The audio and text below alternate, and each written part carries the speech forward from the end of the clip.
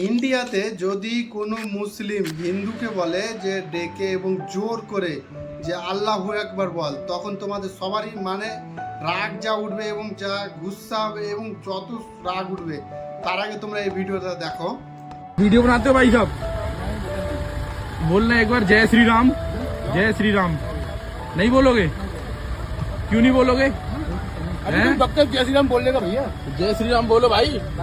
अरे भाई जय श्री राम बोल दो। अरे जाओ यार, अपना काम करो। क्यों? अरे भाई सुन, इधर देख, जय श्री राम बोलेगा तू 2-3 दिन में।